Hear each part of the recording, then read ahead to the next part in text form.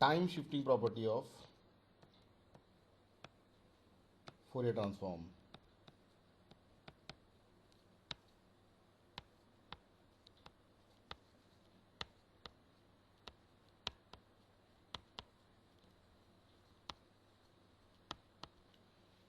A Fourier transform of xt is x omega, where this x omega is integration of xt e to the power minus j omega t from minus infinity to plus infinity. Then we can find out the Fourier transform of xt minus t naught.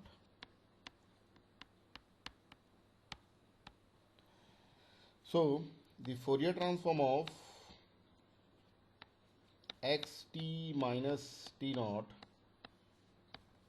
is integration of xt minus t naught e to the power minus j omega t from minus infinity to plus infinity.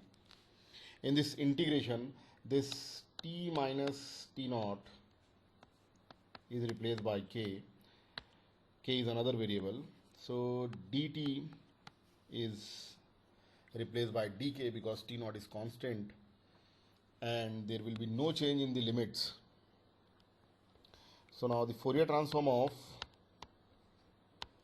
xt minus t naught is now integration of xk e to the power minus j omega t is replaced by k plus t naught dk.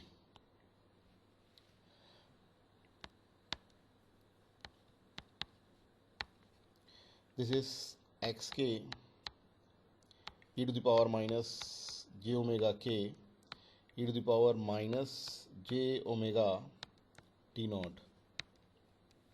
Now in this integration,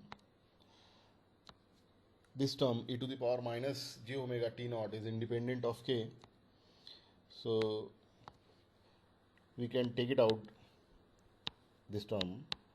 So Fourier transform of xt minus t naught is now e to the power minus j omega t naught integration of xk e to the power minus j omega k from minus infinity to plus infinity.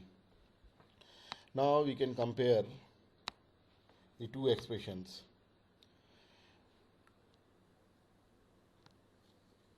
This term is nothing but x omega, which is Fourier transform of xt e to the power minus j omega t naught. So the Fourier transform of xt minus t naught is e to the power minus j omega t naught x omega.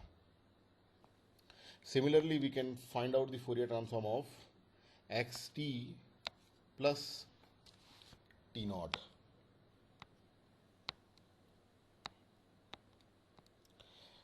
So if Fourier transform of xt is x omega, then Fourier transform of xt minus t naught is e to the power minus j omega t naught x omega. Similarly, Fourier transform of xt plus t naught will be e to the power j omega t naught x omega. We can write the Fourier transform in terms of f also. If Fourier transform of xt is xf, then Fourier transform of xt minus t naught will be e to the power minus j, omega is replaced by 2 pi f, e to the power minus j 2 pi f t naught xf. Similarly, Fourier transform of xt plus t naught will be e to the power j 2 pi f t naught xf. Now let's see an example of time shifting property of Fourier transform. Suppose signal is 4 e to the power minus 2 t u t minus 1. Now we have to find out the Fourier transform of this signal. Now by using the time shifting property we can find out the Fourier transform of given signal. We will start with the Fourier transform of 4 e to the power minus 2t ut.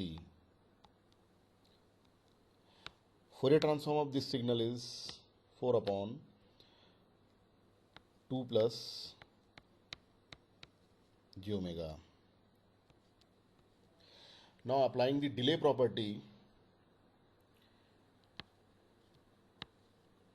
this signal is delayed by 1 second. So now this signal becomes 4 e to the power minus 2 t minus 1 ut minus 1. The entire signal is delayed by 1 second. So its Fourier transform is now e to the power minus j omega into 4 upon 2 plus j omega. Now the left hand side is 4 e to the power minus 2t e to the power 2 ut minus 1. Right hand side is 4 e to the power minus j omega divided by 2 plus j omega. Now we will bring this term from left hand side to right hand side.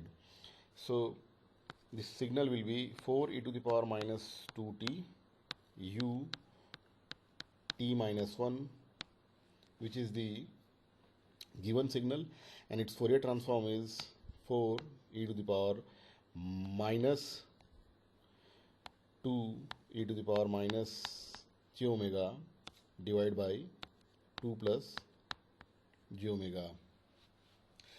That's how we can find out the Fourier transform of any signal using the time shifting property. Let us take one more example.